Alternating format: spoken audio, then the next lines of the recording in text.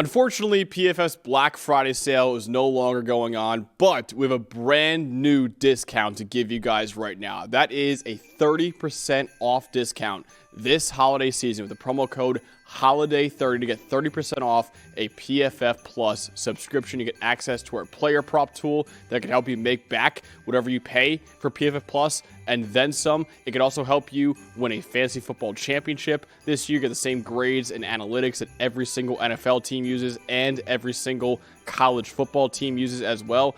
And you get access to the best mock draft simulator on the planet for the 2026 NFL Draft. Again, Holiday 30 to get 30% off a PFF Plus subscription right now. Duke beating number 17 Virginia 27-20 in overtime of the ACC championship. Duke's first ACC title since 1989 when Steve Spurrier was still the head coach of Duke, and it's their first outright ACC title since 1962. Let's go over the highest graded players, starting off with the Duke Blue Devils. Highest graded player, a guy I'll talk about later, Wesley Williams, the edge rusher, 89.3. Luke Mergott, the linebacker, 82. Andrew Pelchada, the safety, 80.6. Nate Shepard, the running back, 74.7. Aaron Hall, the D tackle, 73.8. And Darian Mensah, 72.5. For Virginia, highest grade players in the loss, Devin Neal, the safety, 74.9. Fisher K-Mac, the edge rusher, 74. Cam Ross, the wide receiver, 73.6. Jacob Holmes, the D tackle, 71.6. Corey Costner, the corner, 70.6. And Chandler Morris, the quarterback, 73.3. Dalton, what told the story of this game? You get through a game like this, and there's so many things, stat-wise that are so even, right, at the end of it. A game that went to overtime, and only fitting that Virginia had to bring things to overtime to see if they could win the ACC title game as they've done all year. But Duke coming through in the biggest moments of this game. The interception, obviously, at the end is going to be the biggest one. But to me, I look at that all across the game. Third and fourth down. They were a combined 10 of 20 on third and fourth down, including 4 for 4 on fourth down max. All 3 of their touchdown drives included at least one fourth down conversion. Darian Mensah and the Blue Devils won every big moment. 5.8 yards per play on third and fourth down. A 0.6 EPA per play is just fantastic. 73.8 offensive grade on third and fourth down. 10 points higher than Virginia on their third and fourth down tries. And Darian Mensah, 83.1 passing grade in those situations. He came through in every big moment they needed him to, including the game-winning touchdown in overtime. At the end of the day, an even football game between two solid teams in the ACC, battling it out to the very end, and Duke made the biggest plays in the biggest moments. That's the difference when you get to a one-score game, when you get to an overtime game. And credit Virginia for fighting back at the end of the fourth quarter from a 10-point deficit. But Duke, when it mattered most, and when you look at the highest leverage moments in this game, Duke won those battles. I want to shout out the Duke secondary in this one because I'll admit in the preview I said, listen, they got to play a lot better on the back end of their defense if they want to win this game because Virginia's Chandler Morris had a great game in the last time against Duke, only 3 weeks ago, honestly, too. And Duke has had serious issues in their coverage unit all year. In fact, Duke entered this game 114th in America in coverage grade. They have had sub 65 coverage grades in 9 of their 12 regular season games so far this year. 2 of the 3 where they are above 65 were against Elon and against Syracuse, a Syracuse team that had practically nothing at quarterback once Steve Angeli went down with an injury. So 2 of your 3 above 65 were against an FCS school in Elon and a team in Syracuse that basically had an FCS version of a passing offense this year. And in the loss to Virginia 3 weeks ago, a 63.7 coverage grade too. 75 coverage grade last night for Duke. That is far better than I expected, honestly, for the Blue Devils. Only a 69.6 passer rating allowed, negative .061 EPA per pass, 5.4 yards per attempt, 6 forced incompletions for the Blue Devils too.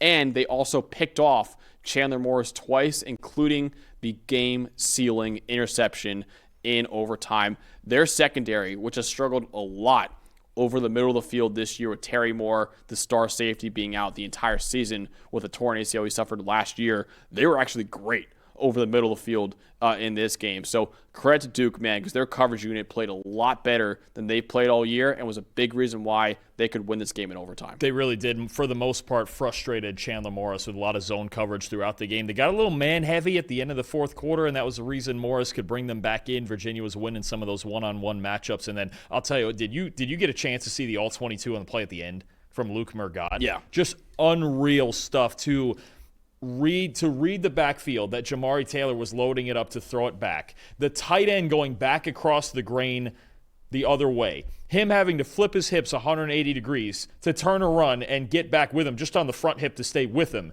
And then to pick it off all at once, that was one of the best plays you're going to see all season from any defensive player. And it's just emblematic of how much better Duke played in this game in coverage as a team than they had really the entire season, because their defense was the biggest problem the entire year, and they couldn't overcome, games when they had turnovers, right? And they won the turnover battle finally in this game 2-1 in this one. That was the second one. That's the difference for Duke. But you're right. The coverage unit, which had struggled all season, came up huge in this game, especially once again in the biggest moments. And the biggest moment of their season, the linebacker Luke Mergott. Man, what a play. That's one of the best plays I've seen individually all season. Yeah, fantastic coverage unit by the secondary, the DBs, and also the linebackers too in this one. Dalton, who you want to shout out, though, from this game for Duke? To me, the more I watched it, it had to be Darian Mensah. I mean, if you take out – he had a 78.9 passing grade. If you take out the interception in the first quarter that led to Virginia's first touchdown, he had a 90.6 passing grade. He was unreal. When he's gotten hot this year and he's played clean football, he really has been one of the best quarterbacks in the country. There's just times where the ball security has gotten away from him and really away from this whole team. But 19 of 25, 195 yards, 2 touchdowns, both to the tight end Jeremiah Hazley, who had his first multi-touchdown game of his career, 3 big-time throws, 5 for 7 on 10-plus yard throws. And that's the thing, understanding when he needs to take those shots. There are times where he's got that same Jordan Love kind of tendency where it's like, you don't have to force it, and there's times when he does. And in the first game, he was really frustrated with having to work underneath with Virginia playing all of those zone coverages. He waited for his opportunities in this game. He waited for big 3rd and 4th down moments. Darian Mensah, outstanding stuff, an efficient performance, and I think a performance that Manny Diaz would prefer instead of some of the gunslinging ones that he's had earlier this season. Mensah, outside of one throw, was outstanding. Yeah, I want to shout out Wesley Williams, who we have our guy Drake Holiday in the chat saying, whenever I watch Duke this year, this guy's always popped off on the screen. He definitely popped off on the screen last night, the edge rusher for the Blue Devils, an 83.1 pass rush grade. He had a sack, he had 2 hits, he had 7 pressures on 33 pass rushing snaps with a 28% pass rush win rate and a 21% pressure rate. He also had a batted pass, too, and he had 2 run defense stops and a very solid 71 run defense grade, too. The redshirt junior was really good as a run defender and pass rusher, and really helped out this secondary by putting Chandler Morris under consistent pressure in this game, too. So overall, a great defensive performance by the Blue Devils. I'm sure Manny Diaz is very happy with his defense after this game. Oh, he has to be. This is what he's been waiting for all season. And you look at Williams, only 3 guys in the ACC with more pressures. Clev Lubin from Louisville, who's been outstanding. Ruben Bain, who we all know very well. And Mitchell Melton from Virginia. I think, the pass rush and getting Morris under a little bit of pressure. And we've seen him make some plays under pressure and make some bad plays under pressure throughout the season. He's a gunslinger himself. But, real quick, too, just want to credit for Virginia. I know it's a hard ending, and obviously it's been a long road to get here, but what a season Tony Elliott put together here with the Cavaliers. And I know they're not going to go to the playoff. They come up just short, but just an unbelievable wild ride we've seen from this team all season. And for the Virginia Cavaliers, just like we've seen so many other Cinderella stories the last 2 years, for this team to be even in the ACC race and in the playoff race, just what a great job he's done, really. I mean, with this team, with Chandler Morris coming in from North Texas, and just the team they put together throughout the season, it is not a year to hang your head over. They've got a lot to build upon going forward here at Virginia. Virginia tying, as of right now, the most wins in program history with a 10-3 record so far. They only did that in 1989. Was the only other time they won 10 games in a year, too. So Tony Elliott, yeah, great job by him. He kind of entered this year a little bit on the hot seat at Virginia, and that is completely cooled off right now with a 10-3 record on the year. Yes, they come up just short in the ACC title game, but honestly, nobody predicted Virginia to even be in the ACC running this year either. So outstanding year by Virginia overall. They're still going to be playing a bowl game, a really good bowl game after this game too. But yeah, still a really good year for Virginia. And again, 10-3 record, tied for the most wins right now in program history. If they win their bowl game, it will be the most wins in program history. So yeah, great job by Virginia. Duke, even though they won and they're 8-5 right now, I don't think they're going to get in the playoff at 8-5, which means the ACC, if Miami does not get into the playoff as an at-large team, the ACC could get left out entirely with 2 Group of 5 teams making it to. I don't think an 8-5 Duke will jump James Madison in the rankings in order to get into the playoff. But we'll see. We'll see what happens in the bracket later on today.